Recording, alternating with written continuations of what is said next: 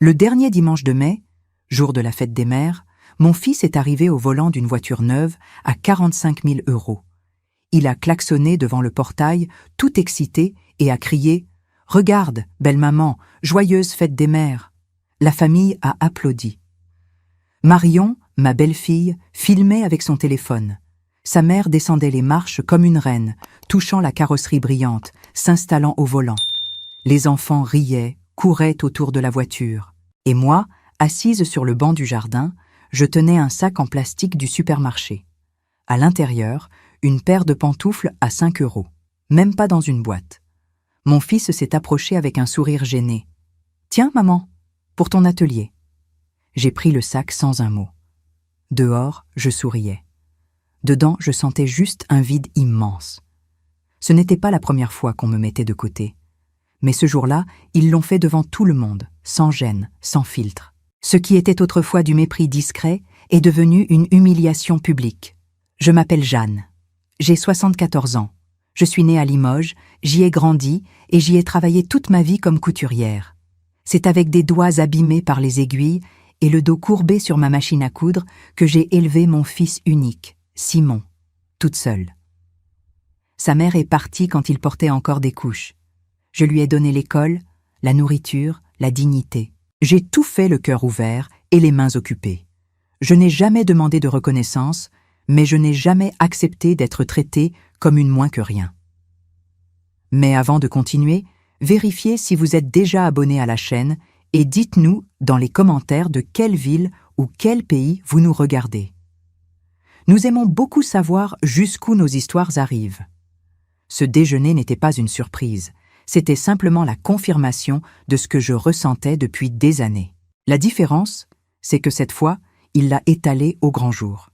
Il m'a montré qu'il m'avait remplacé. Que la belle-mère de Marion, cette femme qu'il a connue à l'âge adulte, était maintenant sa vraie mère. Il l'a dit à voix haute, devant moi, sans aucune honte. Marion filmait tout. Les enfants applaudissaient autour de la voiture. Personne n'est venu m'embrasser. Personne n'a pris de photos avec moi. J'étais juste une vieille femme aux cheveux gris, assise dans un coin avec un cadeau mal emballé sur les genoux. Je suis restée silencieuse. Ce genre d'humiliation ne se répond pas avec des mots, mais avec des actes, pas devant un public.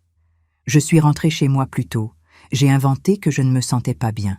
C'était vrai, parce qu'il n'y a pas de douleur physique comparable à celle d'être oubliée alors qu'on est présente. Arrivée à la maison, j'ai posé le sac dans un coin du canapé et je me suis assise sans rien dire. Je suis restée là, à regarder dans le vide, la tête pleine et le cœur vide. Je n'ai pas pleuré ce jour-là, ni les suivants. Les jours d'après, j'ai continué comme d'habitude.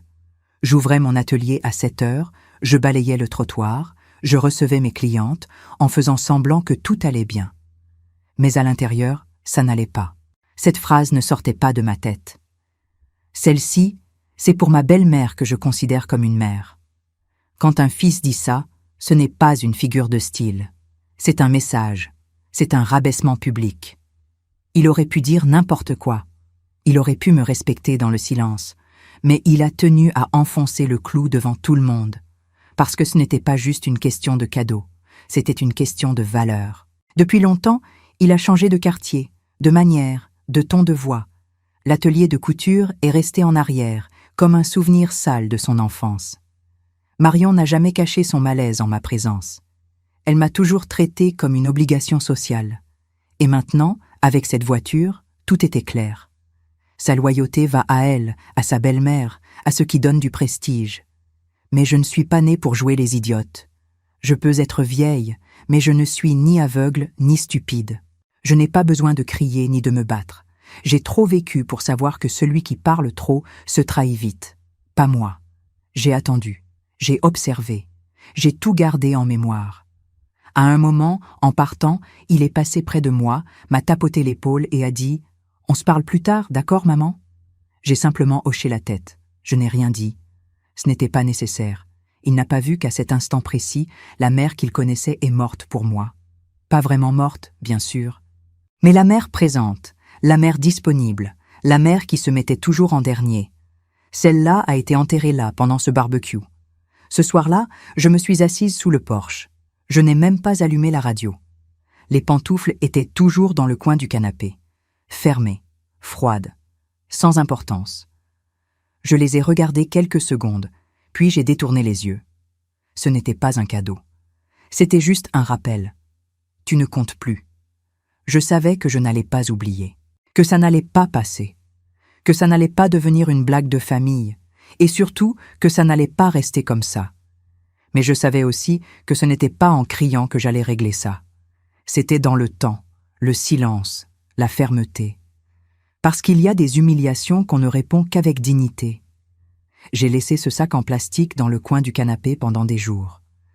Je passais devant, je le regardais du coin de l'œil et je continuais mon chemin.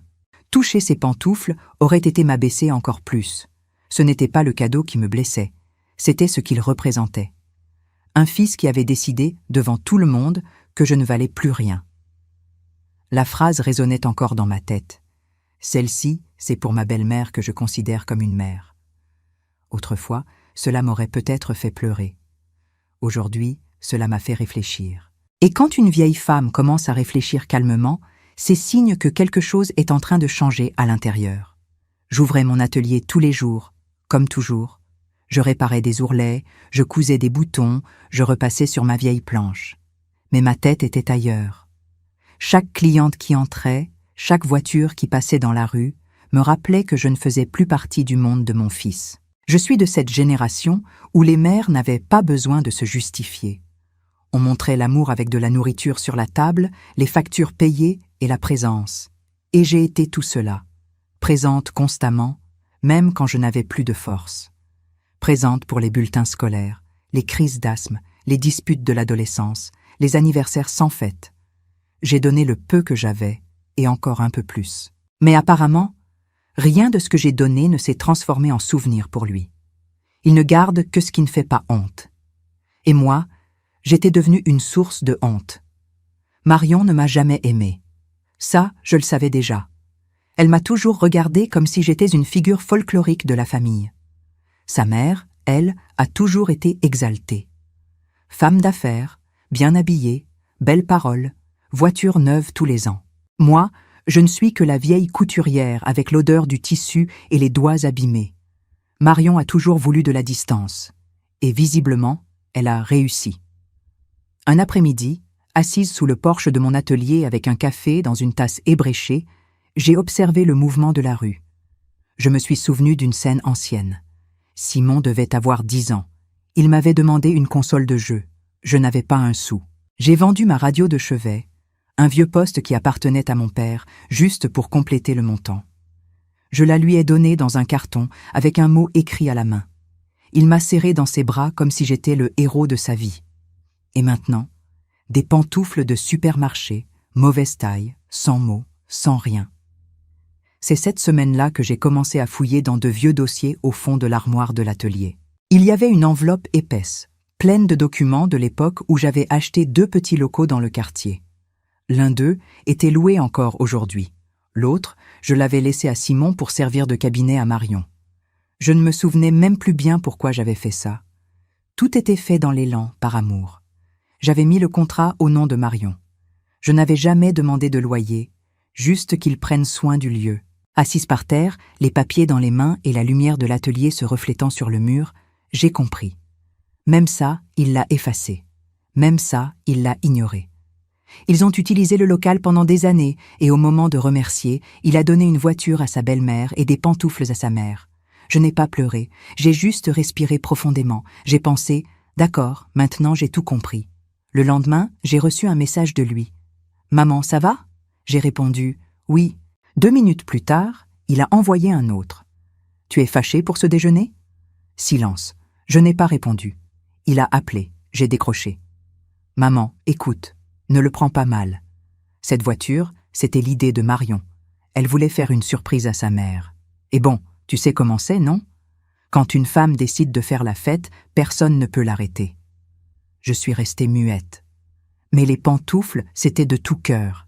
C'est moi qui les ai choisis. J'ai fermé les yeux, respiré et dit seulement une chose. D'accord. Il est resté silencieux de l'autre côté. Puis il a lâché la phrase qui m'a fait tout comprendre. Maman, s'il te plaît, ne fais rien de précipité. Voilà, c'était ça. La peur, pas la culpabilité. La peur. Peur de perdre ce qu'il utilisait encore. Peur de ce que je pouvais faire. Pas parce qu'il me respectait, mais parce qu'il avait compris qu'il était allé trop loin. Mais c'était trop tard. Je n'ai pas répondu. J'ai juste raccroché. Je suis retournée à l'établi de mon atelier, j'ai passé un chiffon sur le comptoir, j'ai pris mon vieux cahier où je note les tissus commandés et j'ai écrit une phrase dans le coin de la dernière page. Le silence aussi est une réponse. Et parfois, c'est celle qui fait le plus mal. À la fin de cet après-midi, je suis rentrée chez moi, j'ai regardé de nouveau le sac plastique et enfin, j'ai pris les pantoufles. J'ai ouvert lentement l'emballage, sorti les 2 pieds et les ai posés par terre. Puis je me suis assise, les ai regardés quelques secondes et les ai jetés directement à la poubelle. Pas avec colère, avec clarté. Ce n'était pas juste à propos du cadeau. C'était à propos de ce que j'acceptais ou non dans ma vie à partir de ce moment. Et j'avais décidé. Plus jamais je ne permettrai à quiconque de me rabaisser.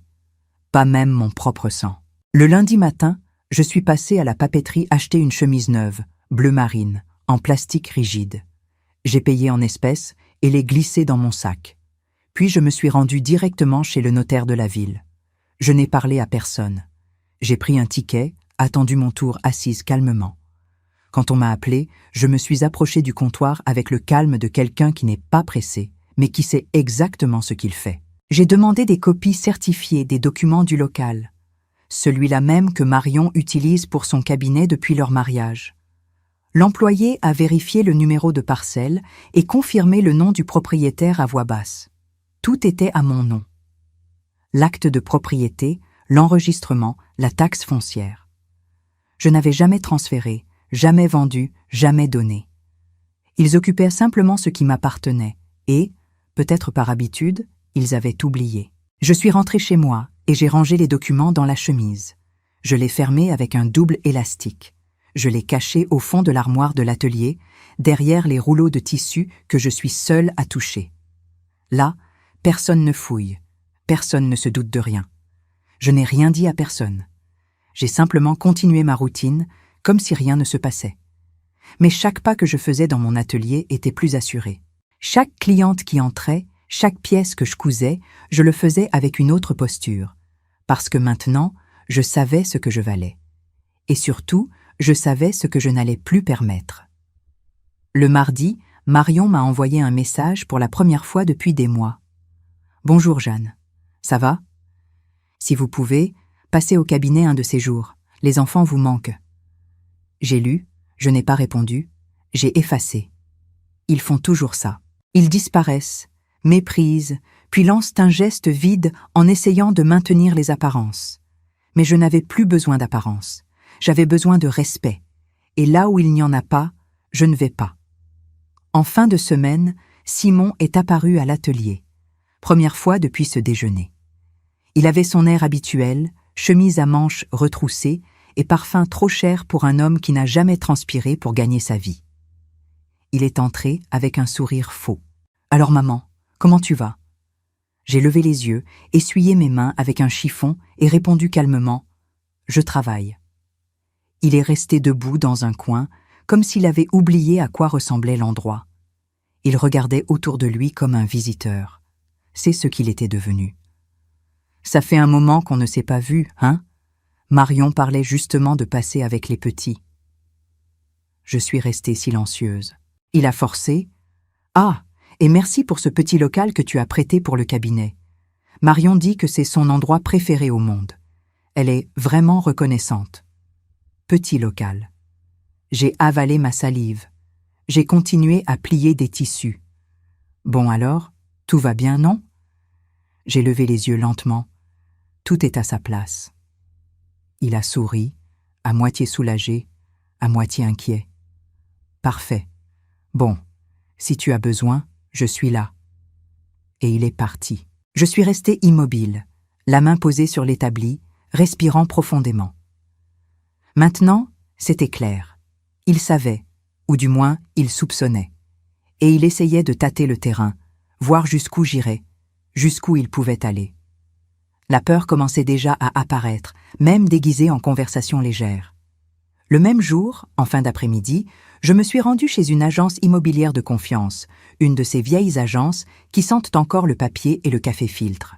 J'ai parlé avec Arnaud, un vieil ami de l'époque où j'avais acheté mes premiers locaux dans le quartier. J'ai apporté les documents avec moi, demandé la discrétion, dit que je voulais évaluer le bien. Il a demandé « Tu vas vendre ?» J'ai répondu sans hésiter « Peut-être ?» Il a souri. « Tu aurais déjà dû le faire il y a longtemps. » Et j'ai compris. Même lui avait vu. Je suis rentrée chez moi avec la certitude que je faisais ce qui était juste.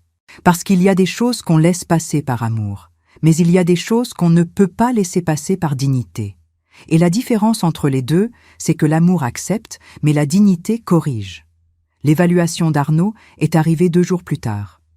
Quand j'ai ouvert l'enveloppe et lu la valeur marchande du local, j'ai senti un goût sec dans la bouche, plus de 80 000 €. Et penser que pendant plus de 5 ans, ils ont utilisé cet espace comme s'il était à eux, sans payer de loyer, sans remercier, sans même regarder en arrière. Ce qui avait été autrefois mon sacrifice, la sueur d'années penchée sur ma machine à coudre, était devenu un décor de luxe pour ceux qui n'ont jamais sali leurs mains. Ils avaient juste oublié un détail. Ce n'était pas à eux. Le vendredi, Marion est apparue à l'atelier. Première fois en des années. Elle était bien habillée. Lunettes de soleil, maquillage léger, cheveux attachés en chignon. Elle a garé sa voiture importée devant le trottoir et est descendue avec un sourire forcé. « Bonjour Jeanne, ça faisait longtemps. » J'ai regardé lentement, enlevé mon dé à coudre et répondu « Bonjour ». Elle s'est approchée doucement, comme quelqu'un qui marche en terrain miné. « Alors, je voulais vous remercier pour votre soutien permanent. Le cabinet marche très bien. Vous savez, cet emplacement est parfait. » J'ai hoché la tête. « C'est un bon endroit. » Elle a essayé de faire la conversation. « Et les petits, vous ne les voyez pas assez ? » « Je suis occupée. » Elle a souri jaune. « Bon, si vous avez besoin, on est là. À bientôt. » Et elle est partie. Mais cet au revoir n'était pas un adieu. C'était un avertissement. Il commençait à sentir quelque chose. Sentir que je n'étais plus la même, que je ne souriais plus, que je n'acceptais plus, que je ne disais plus « Amen ». Et quand une mère commence à ne plus répondre, le fils commence à s'inquiéter, pas par amour, par peur. La semaine suivante, je suis allée voir mon comptable qui s'occupe de mes déclarations depuis des années. J'ai apporté tous les documents, les contrats, les reçus, les actes du local. Je lui ai dit que je voulais tout réviser. Il m'a demandé si je voulais vendre. J'ai dit peut-être, mais avant, je voulais régulariser ce qui devait l'être, sans bruit. Il a compris, parce que ceux qui ont beaucoup vécu savent lire dans le regard de l'autre. Et mon regard disait « Le moment est venu ». J'ai passé toute la semaine sans répondre à aucun message de Simon. Il en a envoyé 3. « Salut maman, ça va ? Passe quand tu veux voir les petits. » Et enfin, « Il s'est passé quelque chose ?» Aucun n'a reçu de réponse. Et chacun de mes silences semblait peser plus lourd que n'importe quelle parole, parce que maintenant, c'était lui qui courait après. Non par amour, par intérêt. Au fond, il savait qu'il était allé trop loin. Il ne savait juste pas encore ce que ça allait lui coûter. Le samedi, je suis retournée chez le notaire. J'ai demandé une mise à jour de l'acte de propriété, sollicité un certificat négatif de charge, tout en discrétion. L'employé a demandé « Vous allez faire un changement de possession ?» J'ai regardé dans ses yeux et dit « Pas encore, mais j'y pense. » Je suis rentrée à pied, lentement. Chacun de mes pas avait un poids différent. Maintenant, je ne me vengeais pas. Je protégeais la seule chose qui me restait, mon nom. Parce que si je mourais demain, je voulais partir avec la certitude de ne pas avoir été prise pour une idiote, d'être sortie la tête haute, de ne pas avoir été le paillasson d'un fils ingrat. Le dimanche, jour de repos, il est arrivé sans prévenir. Il est venu seul dans une nouvelle voiture et est entré dans l'atelier avec un sourire gêné. « Maman, il faut qu'on parle. » J'ai essuyé mes mains, retiré mon tablier et les regardé. « Vas-y. » Marion s'inquiète. On a pensé que tu pouvais être, je ne sais pas, fâché. Je suis restée silencieuse. Il a continué. Écoute, maman, je sais que ce déjeuner n'était pas comme tu l'espérais, mais tout s'est fait à l'improviste. C'est Marion qui a planifié la voiture pour sa mère. Je n'étais même pas vraiment au courant. Et les pantoufles, bon, c'était de tout cœur. Je l'ai arrêté d'un geste de la main. Tu n'as pas besoin de t'expliquer, j'ai tout compris. Compris quoi? Ma place. Il est resté silencieux, l'air s'est alourdi. Puis il a lâché. Maman, tu ne vas pas nous retirer le cabinet, hein? J'ai regardé fermement. Il n'a jamais été à vous. Il est devenu pâle. Mais tu n'as jamais rien dit. Tu nous as toujours laissé l'utiliser. C'était une erreur de ma part. Silence. Maman, s'il te plaît. On a investi là-bas. Il y a des travaux, des contrats, avec des patients. Vous vous débrouillerez. Il a tenté un dernier appel. Maman, ne fais pas ça. Mais je m'étais déjà levée et avais tourné le dos. Je suis allée jusqu'au portail et l'ai ouvert. Bonne journée. Il est resté immobile quelques secondes. Il ne savait pas s'il devait insister ou partir. Mais il a compris. Je n'étais plus la même. Et maintenant, il avait perdu le droit de trouver ça surprenant. Le lundi matin, j'étais au cabinet de Maître Alain, avocat de confiance et vieil ami. Quand il m'a vu, il s'est levé avec son calme habituel. « Jeanne, ça fait un moment. »« Oui, mais aujourd'hui c'est sérieux. » J'ai sorti la chemise bleue de mon sac et la lui ai donnée. J'ai tout dit clairement, sans débordement émotionnel. Je veux bloquer toute possibilité légale qu'ils vendent, transfèrent ou revendiquent ce local. C'est à mon nom, mais je veux que ce soit écrit, signé et enregistré. Il a ouvert les documents, lu en silence pendant 10 minutes, puis refermé lentement et m'a regardé comme quelqu'un qui a tout compris. « Tu veux qu'il le sache ? Je veux qu'il le découvre par les moyens officiels. Et quand ils le sauront, ce sera déjà fait. » Il a hoché la tête, respectueux. « Ça va marcher. Mais à partir d'aujourd'hui, tout ce qui concerne ce local aura un appui juridique. Tu veux que j'envoie une notification s'ils essaient de l'utiliser comme garantie de crédit ou d'emprunt? Je veux tout par écrit. Que ce soit familial ou professionnel, c'est la fin de la ligne. Je suis sortie de là plus légère. Pour la première fois en des années, j'ai senti que je reprenais mon espace. Et le meilleur, sans avoir besoin de lever la voix, sans avoir besoin de prouver quoi que ce soit à qui que ce soit. Le mardi, les appels ont commencé. D'abord Marion. J'ai allumé mon téléphone et vu 9 appels manqués, des messages courts, directs, pleins de points de suspension et de nervosité. « Jeanne, il faut qu'on parle d'urgence. S'il vous plaît, donnez-nous un retour. C'est sérieux. » Puis ce fut le tour de Simon. Cette fois, il ne cachait plus son désespoir. « Maman, pour l'amour du ciel, il faut qu'on parle. Le cabinet va fermer. On a beaucoup investi, maman. » J'ai lu et rangé le téléphone dans le tiroir de l'atelier. Je n'ai pas répondu. Le lendemain, ils sont arrivés à ma porte. Tous les deux. Ils étaient différents. Pas de sourire ni de phrases polies. Marion était pâle, tenant son téléphone avec leur avocat à l'autre bout du fil. Simon, tête basse, essayant de paraître calme. « Maman, on a reçu un avis juridique. Le local a une restriction d'usage. Qu'est-ce qui se passe ?» Il retourne à son propriétaire. « Comment ça?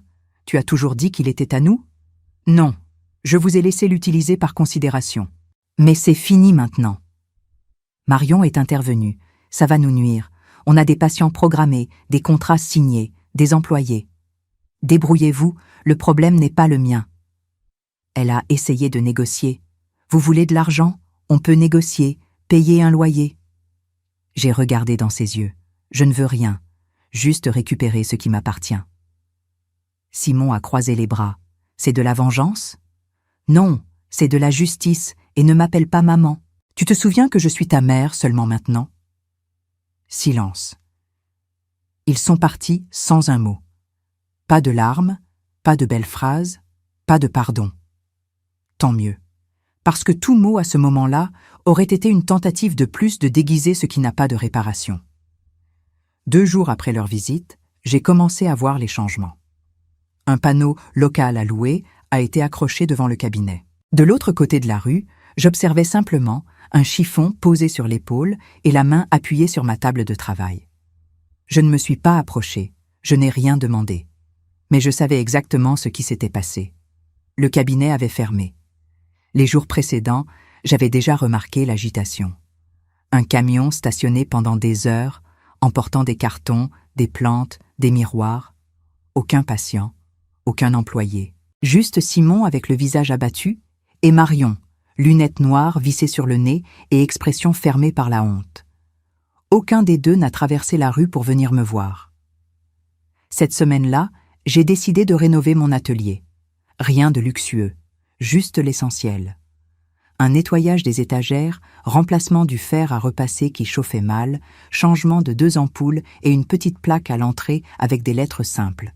Atelier Jeanne, depuis 1973. Ce n'était pas de la vanité, c'était de l'appartenance. Après tant de temps à me sentir oubliée, je me rappelais maintenant qui j'étais. C'est aussi cette semaine que Léa est arrivée. 22 ans, timide, curieuse, polie. Elle cherchait quelqu'un pour lui apprendre la couture. Je l'ai observée un moment en silence. Je me suis souvenu de moi à son âge, réparant des boutons pour quelques francs. J'ai accepté, pas par compassion, mais parce que j'ai compris qu'enseigner à quelqu'un qui veut apprendre est très différent d'insister avec quelqu'un qui a déjà décidé de vous oublier. J'ai commencé à déjeuner sur mon établi, face à la fenêtre. Avant, je mangeais en silence dans un coin de la cuisine, les yeux baissés. Maintenant, je mangeais en regardant dehors. Non pas que j'attendais quelqu'un, c'était le contraire. Ce qui me donnait la paix, c'était de savoir que personne ne viendrait plus, que j'avais enfin fermé les bonnes portes. Un samedi après-midi, j'ai décidé de me promener dans le quartier à pied. Cela faisait longtemps. Je suis passé devant l'ancienne école de Simon, le terrain de football où il jouait enfant, l'épicerie du coin qui a toujours le même propriétaire. Mais maintenant, c'est son petit-fils qui s'occupe du magasin. Sur le chemin du retour, j'ai croisé la belle-mère de Simon, celle qui avait reçu la voiture de 45 000 €. Elle sortait de la pharmacie avec un paquet sous le bras. Elle m'a vu, a hésité et s'est approchée d'un pas gêné. « Jeanne, bonjour. »« Bonjour. » J'ai appris ce qui s'est passé avec le cabinet. J'ai hoché la tête. Je ne veux pas me mêler de ça, mais désolée. Je suis restée silencieuse quelques secondes. Puis j'ai répondu. Ce qui est à vous, vous l'avez déjà reçu. Ce qui est à moi, je l'ai récupéré. Elle a baissé la tête. Ils sont effondrés. Moi aussi, je l'ai été pendant de nombreuses années. Je comprends. Non, vous ne comprenez pas, mais ce n'est pas grave. J'ai tourné les talons et continué mon chemin sans regarder en arrière. Le lundi suivant, je suis retournée chez le notaire une dernière fois. Cette fois, j'ai apporté une autre chemise, rouge, plus légère. À l'intérieur, le testament que j'avais préparé depuis des mois, mais qui devait maintenant être signé officiellement. J'ai mis les choses au clair sur le papier. Rien pour Simon. Ni le local, ni l'épargne, ni la maison. Tout sera destiné à une association du quartier qui offre des formations professionnelles aux jeunes en difficulté. Rédigé, scellé, signé. Au moment de faire authentifier la signature, l'employé a lu le contenu et m'a regardé par-dessus ses lunettes. « Vous êtes sûr ?» J'ai répondu. « Je n'ai jamais été aussi sûre. » Sur le chemin du retour, je me suis arrêtée à la banque. J'ai annulé les cartes dont Simon avait encore des copies, celles que je lui avais laissées il y a des années quand je pensais encore aider. Elles n'avaient jamais été utilisées. Mais maintenant, cela n'avait plus d'importance. Il ne devait plus y avoir de faille. Tout devait être fermé calmement, mais définitivement. En fin d'après-midi, je suis passée devant un magasin de vélos d'occasion. Dans la vitrine, un vélo de promenade avec un porte-bagages arrière et un cadre rouge. Je suis entrée et j'ai demandé « Il roule encore bien ?» Le vendeur a répondu « Pour une balade tranquille, il roulera encore pendant des années. » J'ai payé comptant, demandé d'ajuster la selle. En fin de journée, je suis sortie en pédalant lentement dans les rues de Limoges où j'ai vécu toute ma vie. Le vent sur mon visage m'a rappelé un vieux souvenir, quand j'emmenais Simon sur mon porte-bagages jusqu'au terrain de jeu. Il me serrait par la taille et disait « Plus vite, maman !» Maintenant, le vent venait seul. Mais même seul, ce n'était pas désagréable. Le lendemain, je me suis levée tôt. J'ai pris mon café avec du pain grillé, fait dans ma vieille poêle de l'atelier, et je me suis assise avec Léa pour réviser les comptes. Je lui ai appris à fermer 1 mois de caisse, enregistrer chaque tissu acheté, calculer le prix juste d'une retouche. Elle notait tout avec attention. Et moi, à l'intérieur, je ressentais quelque chose de rare, une continuité. Pas de sang, mais de valeur. Au milieu de l'après-midi, j'ai reçu une lettre dans une enveloppe bleue, écrite à la main, la 3e de Simon. « Maman, c'est peut-être ma dernière tentative. Je sais que je ne peux pas effacer ce que j'ai fait, ni ce que je n'ai pas fait. Mais je voulais quand même dire « Je t'aime et je t'admire », même si j'ai mis trop de temps à le montrer. Si un jour tu veux parler, je suis là. Bonne fête des mères en avance. Simon. J'ai lu la lettre calmement. Ça n'a pas fait mal. Ça n'a pas soulagé non plus. J'ai refermé l'enveloppe, l'ai glissée dans mon cahier noir et rangée dans le dernier tiroir. C'était beau à lire. Mais trop tard pour changer ce qui était déjà fait. Le dernier dimanche de mai est arrivé de nouveau. 1 an exactement après ce déjeuner qui avait tout changé. Je me suis levée tôt, comme d'habitude. Le ciel était encore sombre, mais l'odeur du café frais remplissait déjà la cuisine de l'atelier. J'ai allumé la radio doucement, préparé mon pain grillé avec du beurre et mangé en silence. Pas de sonnerie de téléphone, pas de message, pas de notification. Et je n'en attendais aucun. J'ai enfilé ma chemise bleue que je gardais au fond du tiroir, passé la main dans mes cheveux gris et suis sortie devant l'atelier. Le soleil commençait à poindre entre les fils électriques de la rue. Les trottoirs étaient vides, seulement un voisin qui arrangeait son portail, un enfant sur sa trottinette et une odeur de barbecue venant de loin. C'était la fête des mères. Mais pour moi, c'était juste un dimanche. Je me suis assise sur la chaise de fer forgée sous le porche, vieille mais solide, et j'ai laissé le temps passer. Je n'attendais pas de visite, pas de cadeaux, encore moins d'excuses. Parce que celui qui plante le mépris ne récolte pas d'embrassades. Et celui qui offre des pantoufles à 5 € à sa propre mère après avoir donné une voiture à 45 000 € à sa belle-mère, a déjà écrit sa page dans l'histoire. Vers 10 heures du matin, une voiture noire est passée lentement dans la rue. C'était lui. Seul, conduisant le visage fermé, le regard baissé, le corps courbé sur le volant. Il s'est garé quelques mètres plus loin. Il n'est pas descendu. Il est resté à l'intérieur quelques minutes, puis a ouvert la boîte à gants, sorti une enveloppe blanche et l'a déposée sur le portail. Il n'a pas sonné. Il est remonté dans la voiture et est reparti. J'ai attendu 10 minutes avant d'aller la chercher. Je l'ai prise, suis rentrée dans l'atelier et me suis assise à mon établi. Je l'ai ouverte avec calme. C'était une lettre écrite à la main. La dernière. « Maman, je sais que je n'ai plus le droit de demander quoi que ce soit. Et peut-être que tu ne liras jamais ceci. Mais je devais dire que j'ai compris. J'ai compris que le respect se montre en silence, quand l'amour ne suffit plus, et que tu n'as jamais voulu me punir. Tu voulais juste être vue. Aujourd'hui, je te vois, même si c'est trop tard. S'il reste encore une place là-dedans, je suis là.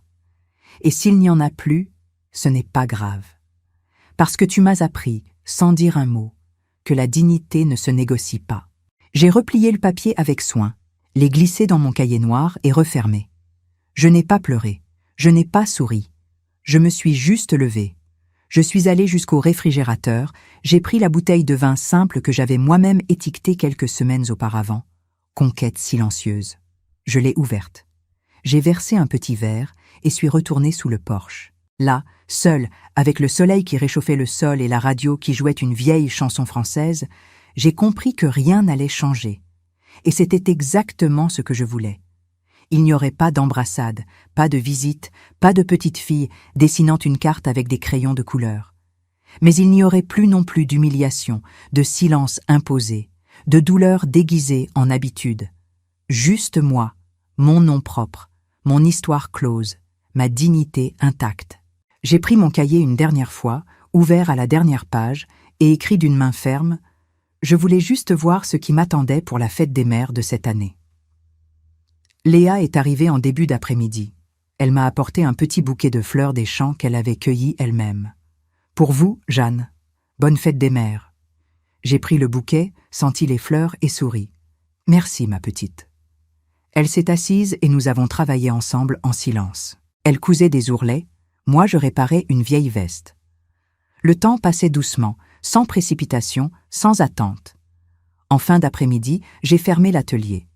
J'ai rangé mes outils, éteint les lumières et suis sortie avec mon vélo rouge. J'ai pédalé lentement dans les rues de Limoges, le vent dans les cheveux, le cœur léger. Je suis passée devant des endroits familiers. La boulangerie où j'achetais le pain quand Simon était petit. Le parc où nous allions le dimanche. L'église où j'avais prié tant de fois pour avoir la force de continuer. Maintenant, je n'avais plus besoin de prier pour la force. Je l'avais trouvée en moi. De retour à la maison, j'ai préparé un dîner simple. Salade, fromage, pain. J'ai mangé lentement, savourant chaque bouchée.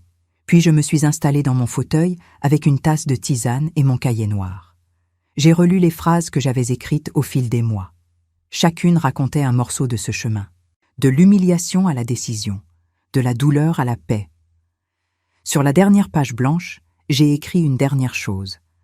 La dignité n'est pas quelque chose qu'on reçoit, c'est quelque chose qu'on reprend. J'ai fermé le cahier, éteint la lumière et suis allée me coucher. Pour la première fois depuis très longtemps, je me suis endormie sans poids sur la poitrine, sans question, sans réponse, sans regret. Juste avec la certitude tranquille d'avoir fait ce qui était juste pour moi. Le lendemain matin, en ouvrant l'atelier, j'ai trouvé un petit mot glissé sous la porte. C'était de ma petite fille, écrit en lettres maladroites « Je t'aime, mamie ». J'ai souri, plié le papier et l'ai gardé dans ma poche. Parce que l'amour vrai ne demande rien en retour. Il est juste là, simple et sincère. Et c'était tout ce dont j'avais besoin. Si cette histoire a touché votre cœur, répondez ici, dans les commentaires. À ma place, qu'auriez-vous fait?